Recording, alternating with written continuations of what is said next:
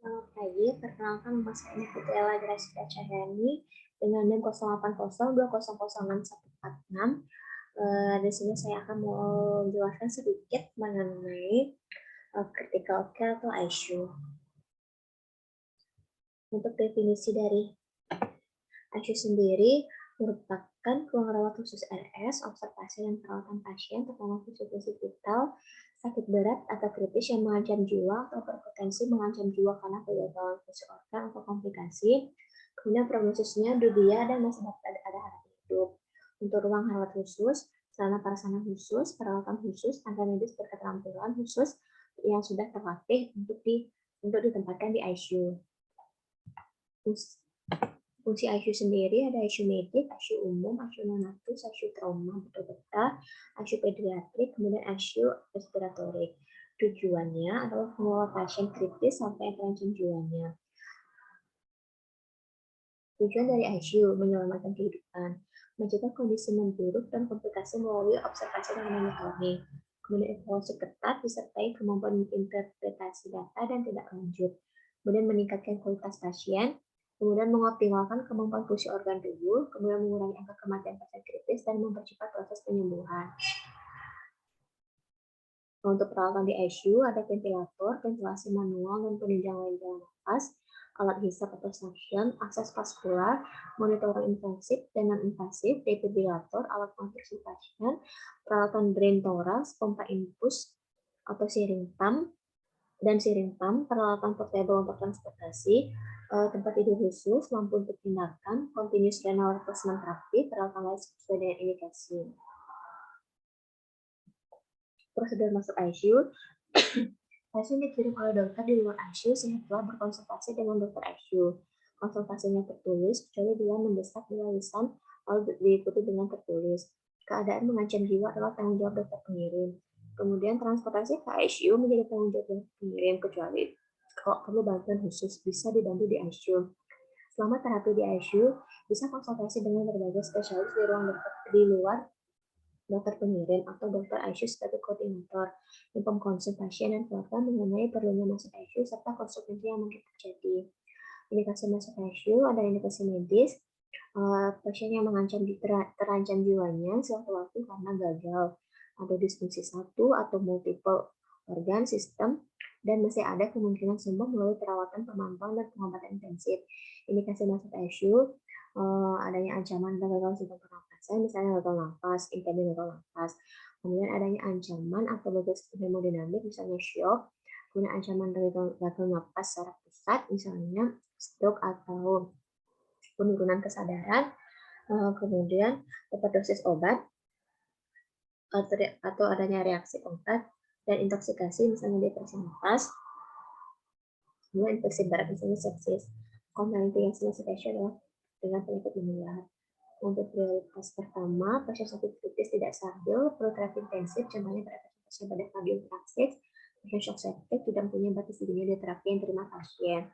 Kemudian prioritas kedua, perlu pelayanan pemantauan canggih dari ICU, berisiko sehingga perlu terapi intensif segera, penting pemantauan dengan metode pulmonary arterial catheter.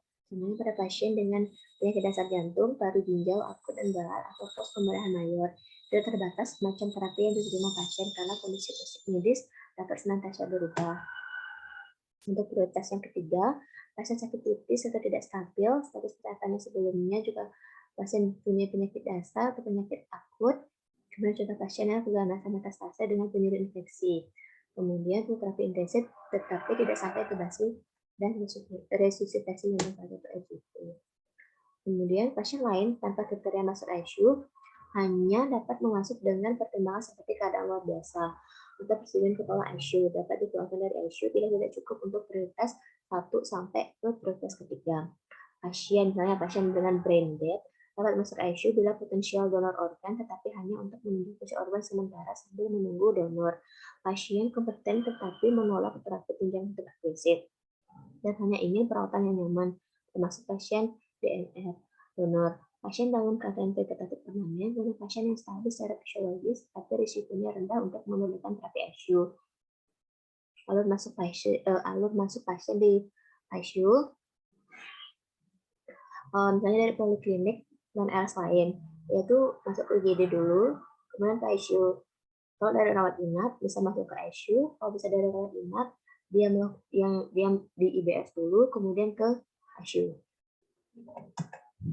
Pengelolaan pasien ICU, anamnesis kembali mengenai penyakit dan kondisi pasien saat ini, dan serah terima pasien mengetahui perawatan sebelumnya dan sebagai bentuk dari aspek legal. Pengelolaan pasien di ICU untuk pemeriksaan fisiknya, jalan nafas dan kepala, sistem pernapasan, sistem kardiovaskular, sistem gastrointestinal, sistem muskuloskeletal, gejala cairan, hematologi dan pasien, dan nutrisi. Utamakan pemberian nutrisi enteral pada pasien-pasien, misalnya usia lanjut, cadangan fisiologis yang terbatas, peningkatan penyakit penyerta, riwayat pemakaian obat, riwayat perokok, alkoholisme untuk obat-obatan, kemudian interaksi obat pada usia lanjut. Pengelolaan pasien di ICU, kajian hasil pemeriksaan, misalnya monitoring tanda-tanda vital selama 24 jam, biokimianya, hematologi, cairan dan nutrisi, gas darah, fototoraks, kemudian efek pengobatan. Tapi dasar ICU itu dengan menggunakan fast-hook ini. Fast-hook bit.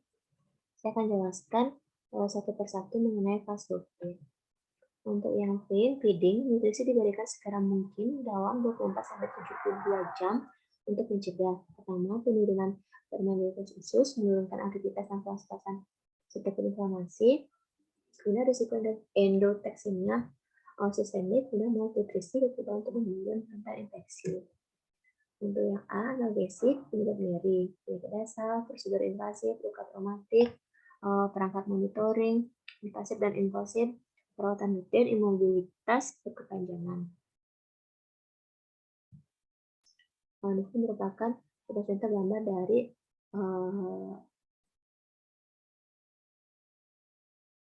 tim skill-nya.